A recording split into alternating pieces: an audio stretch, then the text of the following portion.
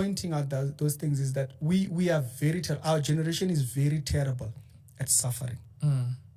You know, it's one aspect of doctrine that I've been studying very recently, the doctrine of suffering, which has been rooted out of the church nowadays because we talk about prosperity so much. Of course. The doctrine of suffering, why?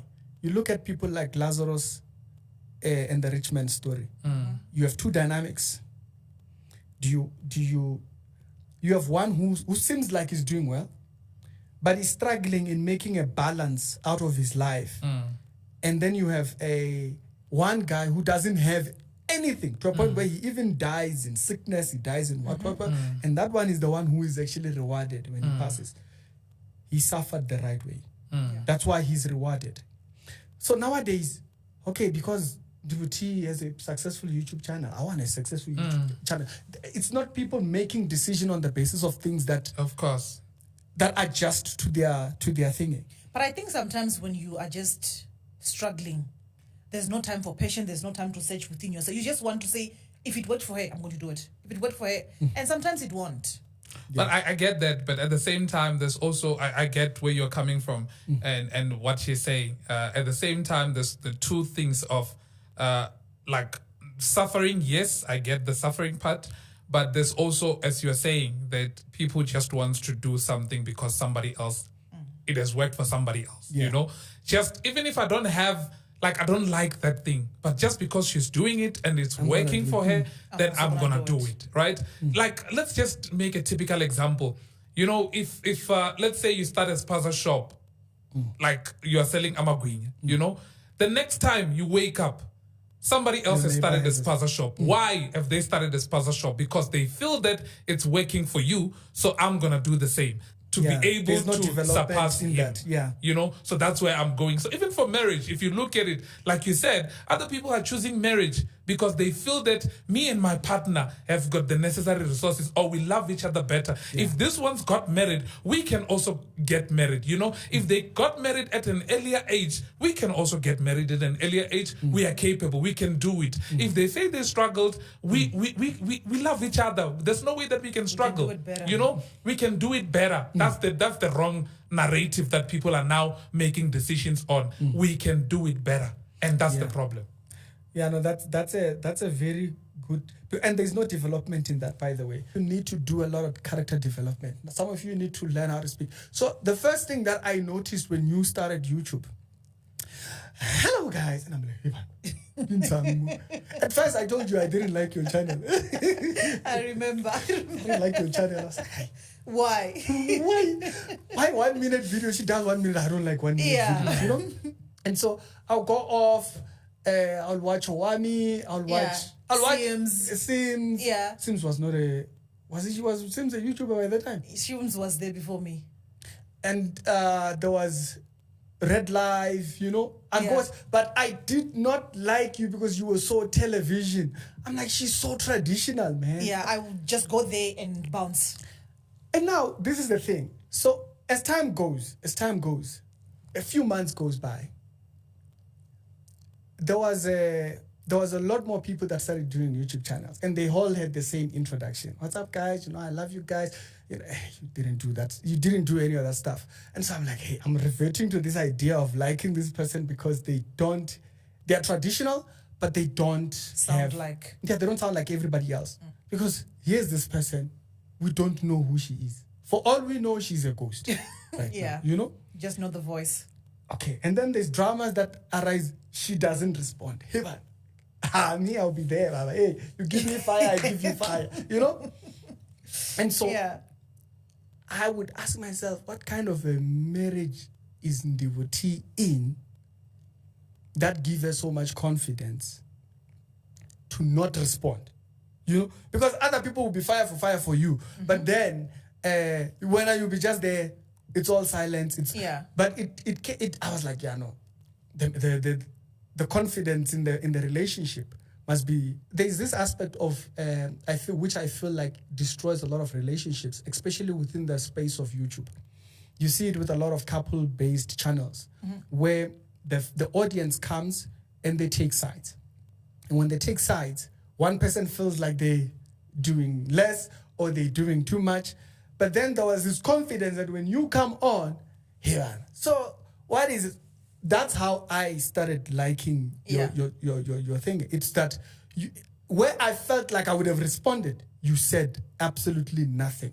And I'm like, however much love Pastor Bay is giving to this lady, she enough. doesn't have, she doesn't need our approval. She doesn't need us to know she's okay. She doesn't need us to know her side of the story. That's what made me start liking your thing. Now, let's talk about the uncomfortable. You guys do too much. Confessions. Or is the confessions intentional to teach? Trust me, we don't do too much. What you hear us speaking, that's 1%. Okay, no, that's good. If you could hear our too much, no, you wouldn't sleep. Yeah, I think there's that aspect of like controlling the narrative, right? Okay. So I think we share, and we share honestly. So, like you're saying, we do share. The only thing is that we try and guide the details around what we are sharing, because obviously we have got kids, we have got families back home and all those things that we also want them to hear the truth and know that we tell the truth about everything that we have gone through. But obviously we can't go to the details of what happens and then, right? But the point is, as you said, is to teach through our experience, because we know that there are certain things, mistakes that we have made. There are certain things that we did not do right. There are certain things that we are still not doing right, even after 14 years or whatever the case is. So we want other people to learn that aspect of it. But then again, we also have to control the narratives on the basis of the people that would be hurt if certain things were divulged to that extent. A lot of times, it's either people are sharing the good out there, or they share the bad. And the bad is when they start fighting now, like everyone is like throwing missiles at each other, right? We rather throw missiles at each other when we are still together, and you can get to see, well, these people have a problem, but they have a problem that they will work through, or they've got problems that they've worked through. And it means that if you are in the same situation, then you are able to learn that even if I go through this, I can still recover from it. I can still continue to fight. If it's something that will need long-term healing, you can still heal. It does not mean that because you have gone through the worst, you are not impacted by that worst, and you don't have to go through moments wherein you feel like, I don't want this person. We go through that, and she feels like, I don't want this person, or I feel like this is not the person for me, even at 14 years, because we are human. We get hurt. We feel pain, But at the same time, it does not mean that because we want the world. Actually, the social media, as we spoke about it before, it's a world of flaunting. You want to flaunt the good side. You want people to know that you've got a beautiful marriage. You love each other. Like we are sitting now, she's putting her hands like this. I'm here on my corner. Does it mean that we don't love each other? Does it mean that we are not enjoying our marriage? We don't want this. We must be holding hands. Exactly, holding hands. No, we don't. Even in the house, we don't sit like this. He has his corner, I have my corner. Yeah. Like you'll never find us like this. No, it's rare. And it has worked for 14 very rare. years. You will find us wrestling in the house and fighting, scratching each other like this. So that's what we know. That's our love language. Yeah, people are just less patient. And so the interesting aspect of these relationships that I'm talking about, all these relationships, is that there's this tone of it's 50-50. It's 50-50. And, but then at the same time, when people talk about 50-50, they don't think about that's not really true, because there is time when when the other partner is giving 10% or not giving at all, and you must give it all. Now, the point when you must give, you can't shy back.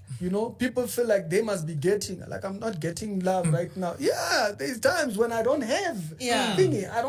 I feel flat right now, And so it's such an important, like, a trait that I have with my fiance is, we'll talk until, are you going to sleep? Yes, we're going to sleep. Okay.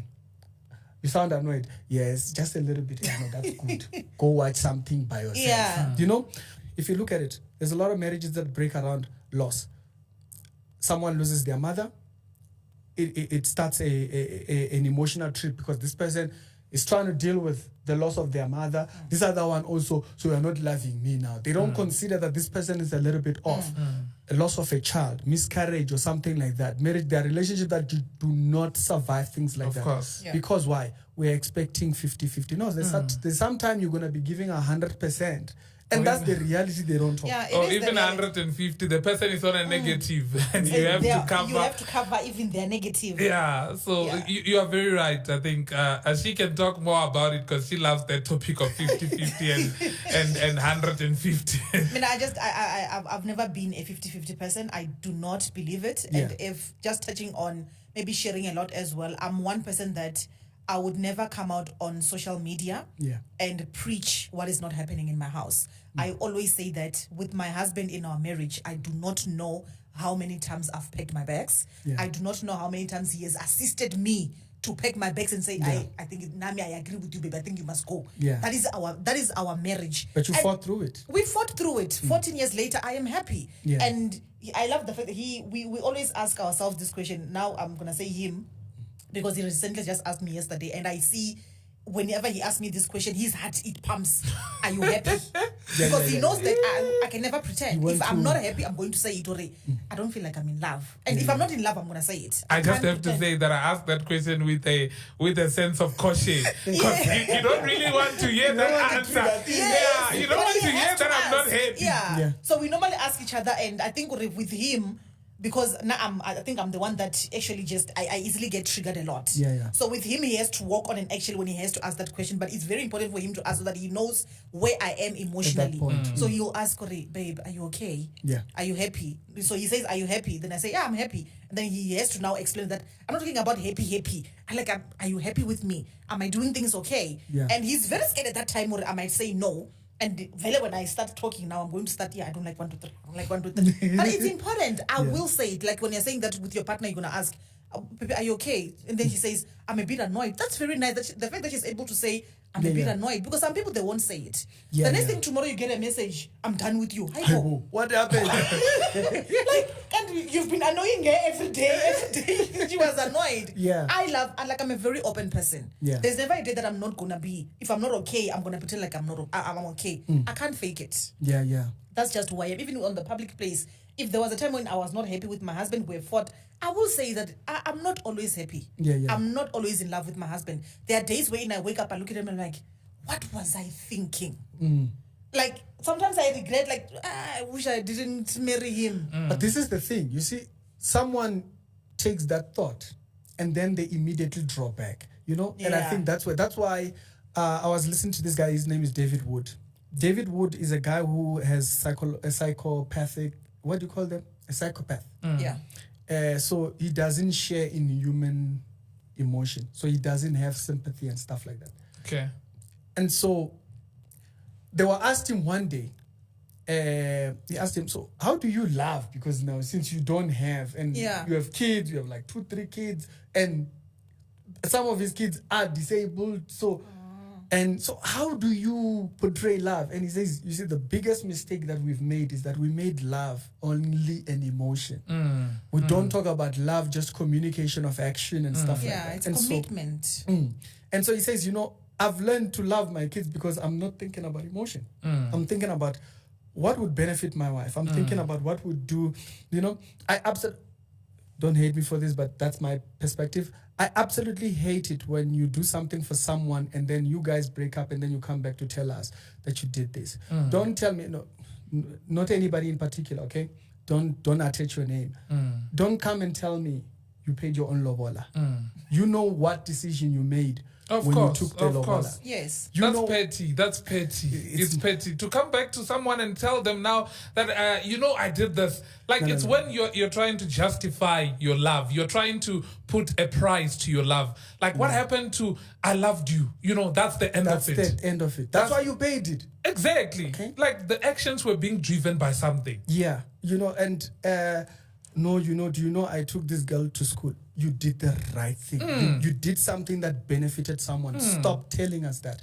And and so why? Because it means that your actions were driven by thinking that, but we're not going to question your motives and stuff like that, but grow out of that, do things with pure emotion, with pure reflection of how does it benefit another person. Yes. And that's when you'll be able to give the 150%, you know, because we definitely need it. I constantly talk about my fiance because I don't want people to think I'm interviewing married people because I'm single. I constantly say that to remind people I am not available. Yes. You're not single. I am not single. And you know, just yesterday we were talking about, hey, the dating scene is nasty. We were talking about all these people that are making all these decisions. Hey, did you see this one?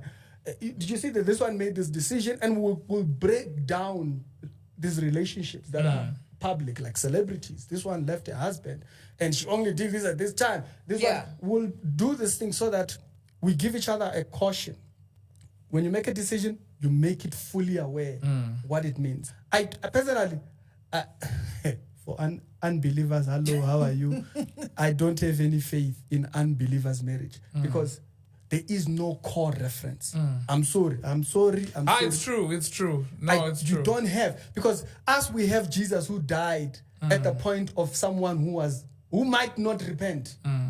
That's a reference for us for marriage. Is that he went all the way to the cross in order to redeem his bride. It's not much about you forecasting your whole marriage. That's absolutely impossible to forecast 14 years. I don't know. You know? No, it's impossible. But it's the decisions. And I think we are becoming extremely poor when it comes to decision making. We are, and we are dependent on emotions. Yeah. I always say that, we recently had an episode wherein we were talking about bekezela. And I said in life, in everything, somewhere, somehow, we are bekezeling. And if every time you have a struggle, you have a problem, and then your first thought is, I'm quitting, then we're not going to have anything. Yeah. Sometimes I wake up and I feel like I don't want to be a mother. Am I going to divorce my kids? No. So the same way that I wake up one day and I've got struggles with my husband, the first thing that I'm going to do is not to divorce him. I made the commitment. When I say I love you, this is me saying that even on the days that I don't have that feeling of, I'm so in love, I'll still choose to be with you. On the days wherein I feel like I don't even want to see you, I don't even want to lie on the same bed with you, I still say I choose you on those days. So that, for me, that is love. For me, that is commitment. Yeah. The same way that if I had a mom and she would hate me and I will still call her my mom, it is the same way that I want to commit to my husband. Why is it so easy that when your partner hates you, the first thing you want to do, Dimbo Koto, you can't touch me, I'm out. Yeah. Why can't you be out at your workplace? How many people are bekezeling at workplace? At workplace, yeah. It's because you get something month end. But the only time that we don't want to bekezela is when we start feeling like, especially women, when they start making money. Now they can't bekezela. No, I'm this. It's probably because maybe they even got married for the wrong reasons. Yeah. Now that they have that thing that they didn't have when they got married, it's easy to just walk away. Yeah. But let's have the real reason why we are getting married, so that can be the goal of sustaining that marriage. Lifetime decision. Yeah, lifetime decisions. I personally do not believe in second marriages. That's just me. Don't ask me. Don't try to cancel me. I don't believe in second marriage. I believe I'm making one decision. And that's it. And I believe, the reason why I believe that is because Jesus didn't make a second decision on me. Why do I want to take a second decision? I must do the first one right. Pastor Bay, your closing words. Yeah, I just want to say that love is not going to carry any marriage, right? And I want to be frank about this. If the marriage is going to be carried by love and love alone, it's going to crumble along the way. Because love, as you said, it can just be an emotion for people, right? And an emotion that can fail them when they feel like I cannot give it, you know? And at times when you cannot give love, at least give your commitment, you know? Yes. Give the commitment to the marriage to say, I'll carry it. Even if it means carrying it, like you said, if a woman is going to lose a child, and even if it's a woman or a man that takes it hard, right? Just know that it might take longer for them to recover from that. And that's a typical example. But at the end of the day, one needs to know that this person that I'm getting married to might lose it along the way, right? And they might lose that spark. They might lose, like, a lot can happen in life, right? If you're going to carry it on the basis of love alone and say, this is what is going to define my marriage, right? Then you've got another thing coming, because your love might not be able to sustain your marriage. You need to, if love is commitment, then you, obviously that's a totally different thing. But if your love is built on emotion, it's not built on actions that you would need to apply yourself through the course of your marriage, then I'm telling you, you are bound to fail. And when you look back, you will realize that you failed on the basis of your emotions, not on the basis of your commitment and the commitment of your partner. That's what the Bible actually says. Not that we loved him, but that he loved us. Our life is not dependent. It's very, very up and down. Exactly. Mom Ruth? I thought I had already spoken. But I think that when it comes to love, let's not give up on each other so easily. Yeah. The same way that we wouldn't give up on our family, let's not give up on our partners. None of us are perfect. We come with our own imperfections. It's just that because we come from different backgrounds, my normality, it's not his normality. But we have to then come together and say, this is who I am, this is what I've learned, and he comes on the table and says, this is who I am, this is what... We don't think the same way. Yeah. And you'll be surprised when somebody opens their mouth and you'll be like, where's your common sense? And that's when you realize that common sense is not common sense to all. Yeah. So, but you have to study somebody. You have to then come down and say, this is how I want to be loved. This is how I want to be loved. And start from bottom. And then you're going to make it. Yeah, no one is perfect. You heard it here. For me, Ricky and the Bay family, Begazela. Yes. Like the suffering subject we're talking about. That's Long suffering, yes. Yeah. You know, and you can't, if you cannot take long suffering, okay? And please don't bring ideas we are not talking about. Because people, when you say Begazela, someone will say, so if I'm being beaten, who was talking? We are not talking about. Because life in its own, like there's long suffering, life on it's a struggle. But we choose our struggles. Obviously, we can't say Bekezela when you're being abused. Never. Please don't misunderstand. Don't take the extreme of, we're talking about healthy relationships where there's forgiveness. He said forgive 70 times, 70 times. Yes. That's, by the way, eternity. And he says, when I come, this is what Jesus says, when I come, will I find love? And so, question, are you portraying love? Don't tell us about what they're giving you, because it's very easy to see what others are not giving you.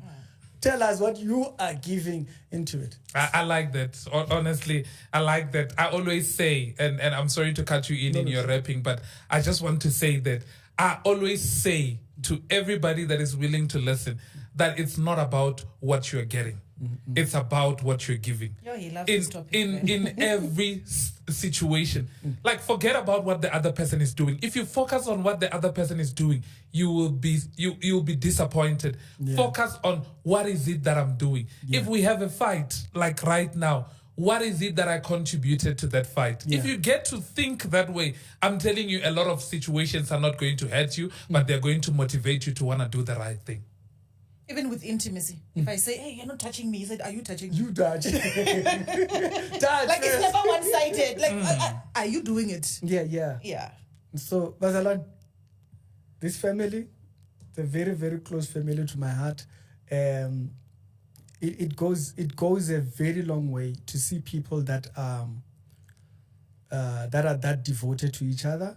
And so I don't take it lightly seeing you, and I hope we continue praying for you. I say I hope because human fails, and the human arm fails. We pray that you'd continue, thrive, and when we see the little ones, may they follow in these footsteps. May they follow in these footsteps. Vasalan, let's be reminded. You can come and you tell us your stories, and a very heartbreaking story at that. But at the end of the day, we are not going home with you. Uzolalu yedwa. You will be by yourself in that bed after telling us your sad stories, your sobbing stories. And at the end of the day, you would have painted someone that other people, when they sit back, they're like, and that's the person that wants me to commit to them when they couldn't commit to. And so ask yourself, how much committed, how much have you given of yourself, And stop keeping a record. Last time that's why you were unforgiving for all these years. That's why you want to tell us, no, but you don't know what my husband has done. How much have you given yourself? You know, it's worth that much. This entire thing of life, this entire journey of life that we have here, it's about how far committed are you? School, why is it that we quit school, some of us? We couldn't dedicate. There was no dedication. You know, you wanted to watch Generation, be honest. Mzinwezi is no longer even playing nowadays. But you wanted to watch that. And so you couldn't give dedication. And so if you look at all these other things, we are willing to suffer, we are willing to struggle, we are willing to better ourselves in when it comes to careers. But when it comes to the one thing that lasts for eternity until the day you die, we don't want to put nothing to it. You don't want to switch off the television screen. You want to put on your headphone. Your feelings were here. Your feelings were there. Your feelings in your pocket. Dedicate, and we'll see you on a later on episode. Don't forget, Science Studio, that's where we are at. And it's Ricky. Y'all have a good one.